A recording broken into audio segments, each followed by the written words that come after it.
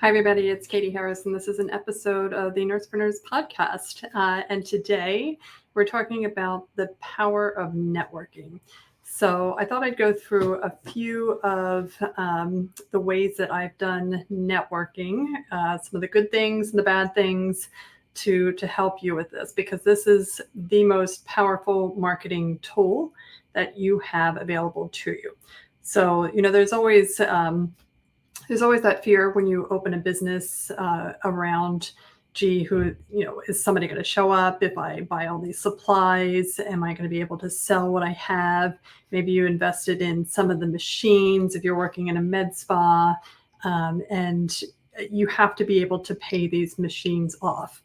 They always have really nice payment terms and don't pay anything for 3 months or 6 months, but those 3 and 6 months are going to be over at some point. So you need to hit the ground, and networking is one of the most powerful marketing tools that you have under your belt. And networking, so let's define networking. Networking doesn't necessarily mean, you have to go to a physical event and mingle with people and drink cocktails and eat hors d'oeuvres. So that's not what we mean by networking. So I'll give you a couple of examples, a couple stories of how I started networking and how Nursepreneurs really got launched. So I started Nursepreneurs in 2016, and I spent about a year putting together a webinar and a website, and just learning as much as I could. So really kind of hiding behind that. I was really insecure and unsure of what I was doing. So because of that, I was very hesitant to actually network. I didn't want to go out and talk to people because I felt like an imposter, right? I felt like I didn't really belong. One of the things that helped me was that I did invest in some masterminds. And the mastermind, when I went to these masterminds, the quality of the people that were at these masterminds really helped build up my self-confidence.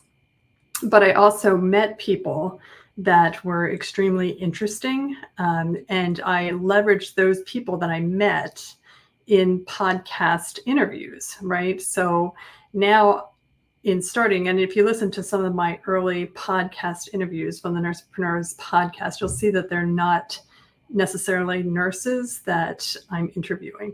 The Nursepreneurs podcast later became a podcast about nurses in business, and now when we talk about businesses, we generally only talk to nurses in businesses. But the early podcast was people that I met in masterminds who were willing to jump on a podcast interview with me. And it turned out that was very effective in helping me, one, to build self-confidence. So that was a big part of it. But two, the podcast became a huge networking opportunity because I focused on nurses who had already started successful businesses and they were sharing their expertise. The next logical thing came from those podcast interviews was, how can I do what that nurse has done? So that the podcast became the biggest networking tool that I had, because now I was able to connect with that nurse who ran a successful business, put a course together and launch it in conjunction with that nurse to our group that was interested in what it is that people were listening to.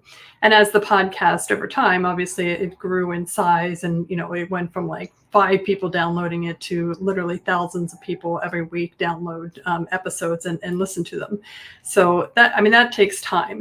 It's not something you start off and you're like, look, I got 10,000 listens to my podcast. It started out very small. Again, like maybe nobody listened to it, or, my mom listened to it the first week, or whatever the case may be. But after doing it consistently, and that was the key, and that's what a lot of my mastermind mentors had taught me, was the key really truly was to make sure you do it consistently, and that you are very professional about doing that. So if you do decide to start a podcast, even if nobody's listening, you have to be professional about it. Pick a day when it goes out So our podcast goes out on Thursdays at 2 p.m.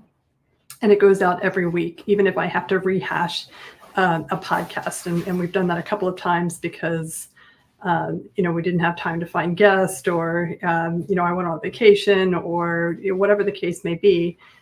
It was Christmas and nothing was put together. So what we would do is take a podcast from several years ago, rebundle it and post that. So that way something goes out every Thursday at 2 p.m.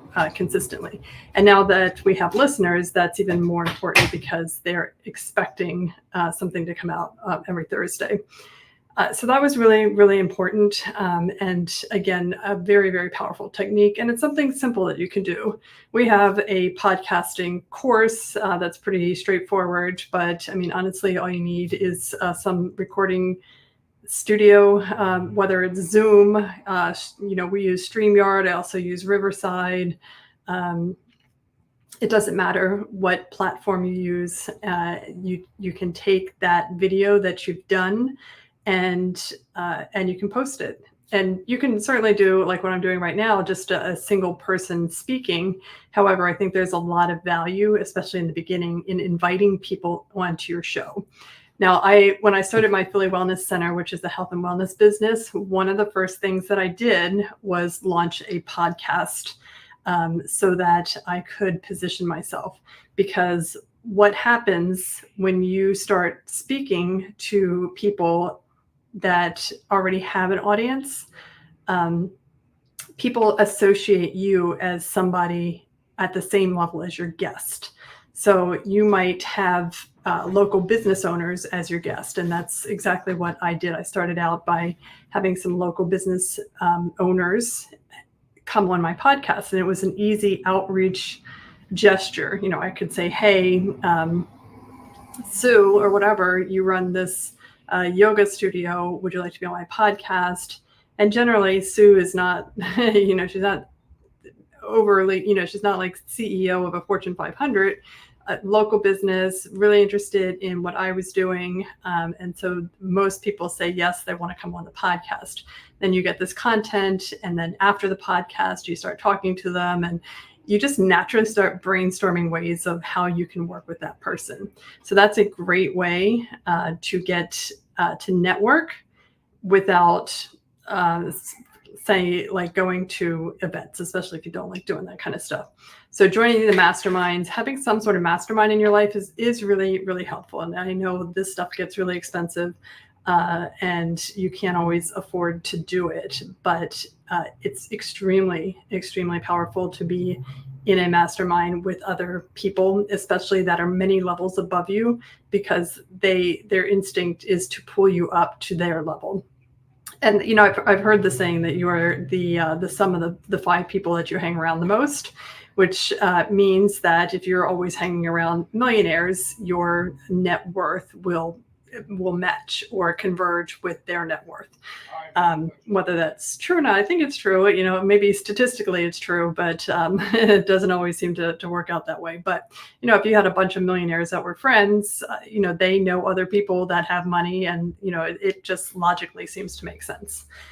All right, so joining the masterminds and then starting the podcast were 2 very big networking aspects that I did for Nursepreneurs that really launched it into what it is today, right? Without that, I'm not sure what would have become of this. It might have just fizzled away, but the networking and the people that I met through the mastermind and the podcast ensured the success of Nursepreneurs to last more than 1 year, 2 year, 5 years.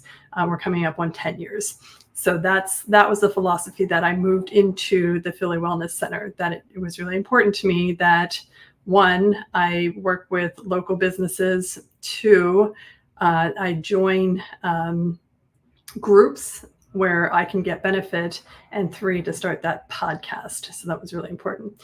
Now, the next thing that I did for Nursepreneurs that I didn't do for Philly Wellness Center, and I am thinking about it, but I'm not entirely sure I want to do it. But what I did for Nursepreneurs was start a Facebook group. Now, the Facebook group, if you start a Facebook group, it can be a lot of work, because when you start a Facebook group, there is a need to entertain that audience that you are collecting. So, and you can learn a lot of information from Facebook groups. The Facebook groups take on different personalities based on who comes into the group.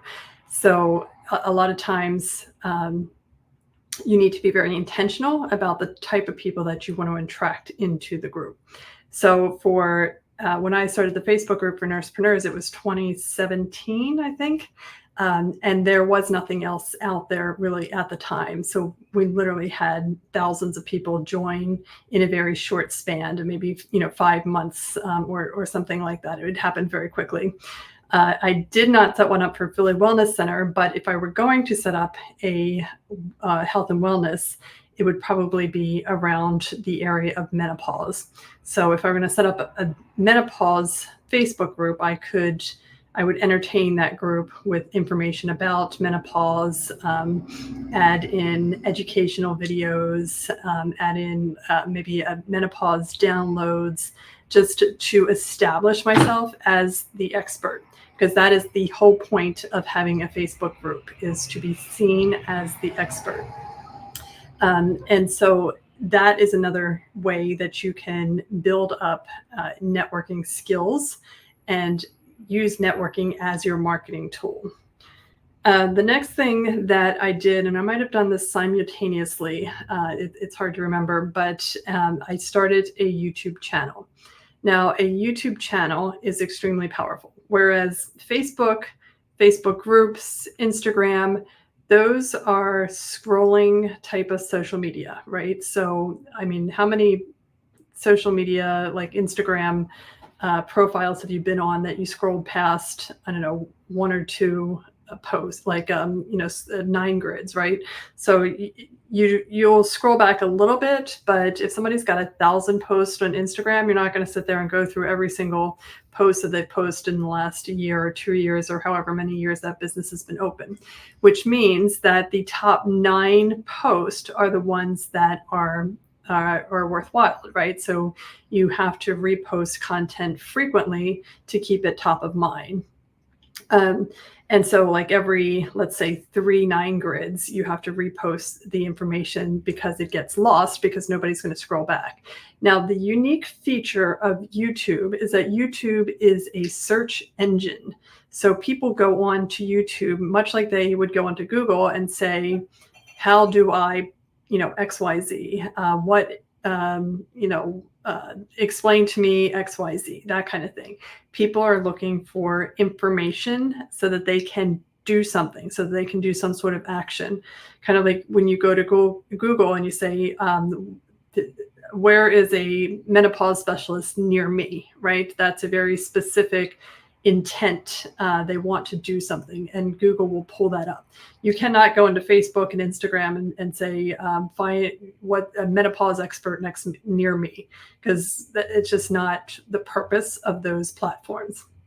So those are, again, social media scrolling platforms, but YouTube and Google are search engines. So that's really, really powerful. Why is this important? Because videos that I recorded, and God help me, because I could not bring myself to watch videos from 2017, but videos that I recorded in 2017 still rank, and they're still gaining followers because people are typing in the keywords that I use to position that video. So that information is still coming up even all these years later. So that is really important.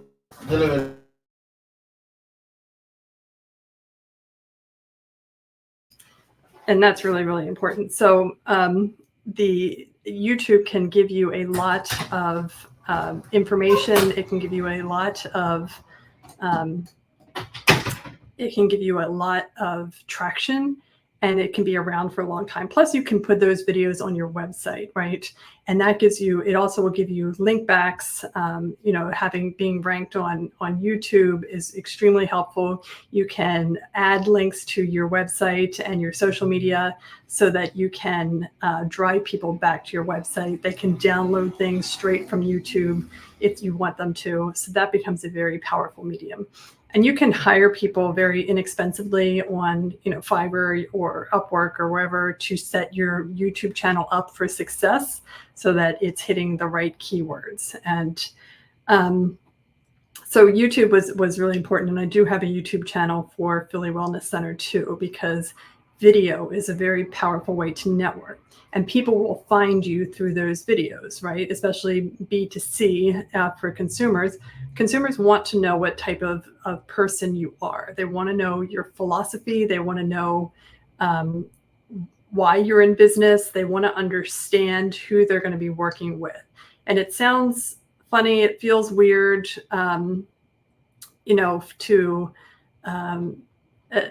to have to repeat everything that's already been said, right? But people need to hear it from you. And even basic things like just walking into your facility, if you have a brick and mortar, they want to see it. They want to see pictures. And I didn't realize this until I was on somebody else's website, and it was a gym, and they walked you through the front door, the waiting area, all the different rooms, even the bathroom, the showers, the sauna, the weight rooms, the relaxation rooms, and you really felt like you had a sense of that place. Now, my facility at Philly Wellness Center is not that big. We could do a walkthrough in 30 seconds, and Nurspreneurs doesn't have a brick and mortar, so we can't do a walkthrough. But if you can, those types of videos are really popular. Little educational videos, even if they're 30 seconds, 5 minutes, you don't have to do an hour-long video or a webinar to teach a topic, but that will help you with networking as well, because people will reach out to you. And especially if you have an expertise on a topic, I would say YouTube and LinkedIn are the two that have really helped me in that way. So with LinkedIn is also, it's like a search engine. You're not necessarily going to go on and say, find me a menopause expert near me. But when I'm writing textbooks, and I wrote the acute care guidelines for Springer, I needed specific nurse practitioners and physician assistants to write specific chapters. So I would say, I went on there looking for an endocrinology NP or an expert in gut health or whatever the case may be. And that is another great way to network. Now, LinkedIn gets a bad rap because I get like hundreds of connections every day, and most of them are like, hey, LinkedIn said we should connect, or, hey, you look interesting, or just something corny like that. But I also get a lot of very personal networking opportunities through LinkedIn that have been extremely powerful. So if you don't have a LinkedIn profile, I would strongly recommend you put one together, and put it together so that the keywords will identify what it is that you do. You don't want your cover picture to be a sunset, right? You don't want your profile picture to be a picture of your cat or a ghost profile, which is even worse. You need to be front and center so that people can see your face, right? From the shoulders up. That's where you want to be on LinkedIn, and facing outward so that they can see your eyes and make out your facial features. You don't want to be you don't want your whole silhouette in there so they can't really see anything. And then on the cover page, that is top real estate. And that's where you want to really identify what it is that you do and how you help. Don't make it difficult for people to network with you. And by this, I mean, you could say you're a registered nurse, but that's fine. But what type of registered nurse are you, and how do you help people? If you're an aesthetics nurse, right? Do you specialize in lip fillers? Do you specialize in, Botox treatments, laser treatments, whatever the case may be? Really put what you specialize. Maybe you specialize in IV hydration or wellness therapies. My LinkedIn page is really devoted to nursepreneurs. So I was talking about nurse business coaching. So you don't come to nursepreneurs, you don't come to my profile picture on LinkedIn and see anything really but nursepreneurs.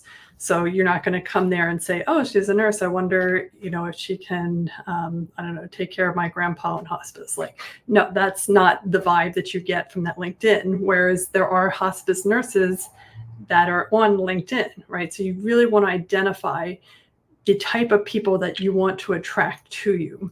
And you do that by telling people what it is that you do and how you can help them. Don't make them work for that information, because the harder they have to work for that information, the less likely you are to have any networking opportunities come out of LinkedIn. And you have to choose. So I have nursepreneurs. I also have Philly Wellness Center, which is Philly Wellness Center, which is a health and wellness facility. So I can't do both of them at the same time. I can't have my LinkedIn personal page be Nursepreneurs and Philly Wellness Center. So I had to choose. So what I ended up doing was creating a business page for Philly Wellness Center that I can connect to. And I also created a podcast page for the Philly Wellness Center. So I have way more connections on my personal page, but I do have business pages for the other features. And that's another thing too, because a lot of you guys do side hustles right now, and maybe you don't want necessarily want your current employer to know that you're running this separate business. So that is something that you have to think through. But one of the ways you can get around that is to create a company page off your personal profile, and add lots of all your posts and featured information on the business page, and then connect it to your personal page. All right, next thing for networking opportunities is to host a virtual summit. I did this for Nursepreneurs back in 2019, and we literally had thousands of people sign up for that. Now, I did spend a lot of money on advertisements for the virtual summit. Spent a couple $1,000s to get about 4,000 people to sign up for it. So you don't have to do that. For Philly Wellness Center, I am hosting a summit. I put together 10 speakers on menopause and different types of menopause issues, and have an ad budget of $500. And the goal is to get several hundred people to join. I don't need thousands of people for this business, so that was not the goal. But hosting a virtual summit, one, gets you, again, out there networking. So you start talking to business owners. I was forced to call some of these business owners that were on my list. I'm like, oh, I'll eventually call them. But now it's like, oh, the summit is the 25th and 26th. So I have to get people scheduled and recorded weeks ahead of time. So it forced me into action. And that was one of the things that I needed. I needed to be propelled into action in order to reach out to these people. So hosting a virtual summit doesn't have to be difficult. Again, you do the recordings on Zoom, you do it on StreamYard, you do it wherever, and you upload them to, like a page. I actually uploaded my videos to YouTube, and then I schedule them to release at the time that the presentation is stated on the website. So if it's supposed to launch on the 25th at 2 p.m., then the video was pre-recorded, placed on YouTube, and scheduled for the 25th at 2 p.m. And then the links are on the website where they can go and just listen to them, plus emails go out. But that as the virtual summit doesn't have to be expensive. It doesn't have to be hard. It doesn't have to be complicated, but it is a great, great way to network. And you capture the audience of the people that you interview, right? Because they want to share it. They want to share it with their audience, and you get that ripple effect through your community. So if you're a local business, you can certainly just do it with other local businesses. You can host open houses. You can host, mini events. There's a lot of health and wellness is all the rage right now. But you could work with maybe 2 or 3 other people and have a live event. Like, people are craving live events. So you could have a live event where you share stories or lectures or whatever the case may be. So that can be really powerful as well. And then finally, the last way to network with businesses is to simply cold call them, right? So being at Philly Wellness Center, what I've had happen is random people will walk into my store and they are just like, oh, I'm just walking up and down the street. I wanted to introduce myself. And, it was one of those things that I was like, oh, that's normal. That's an accepted practice. Like, I felt a little strange about doing that. I'm still a little murky on the idea, but it is a really powerful way to get to know your neighbors, who's around you, and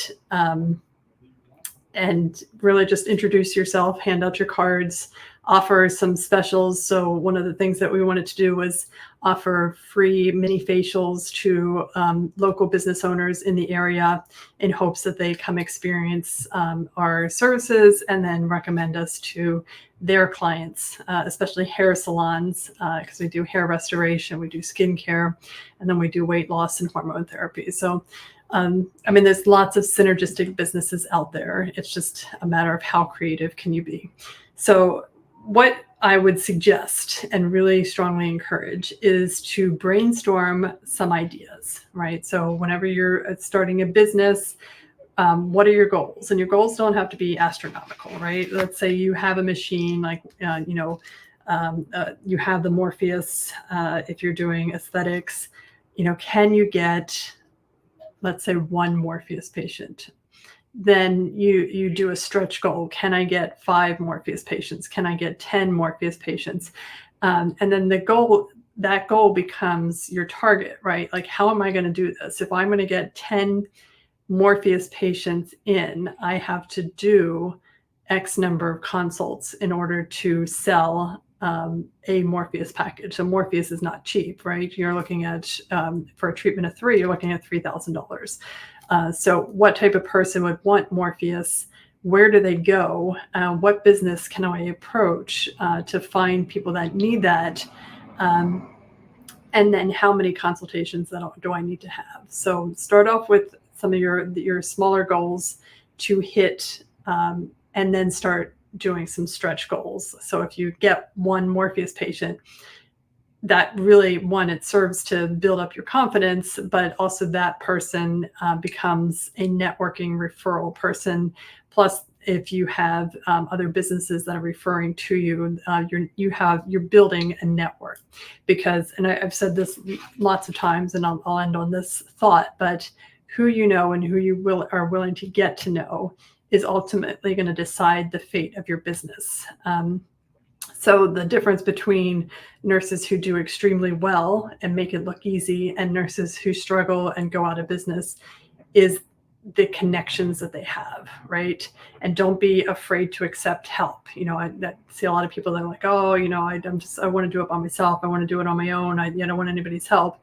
And nobody does it alone, right? The most successful people in the world didn't do it alone. Nobody does it alone. You have to you have to reach out to people. You have to talk to people. You have to network. So, just to kind of recap the things that I did, I started in masterminds, working in masterminds, not working, but, just learning in mastermindings, getting my self-confidence.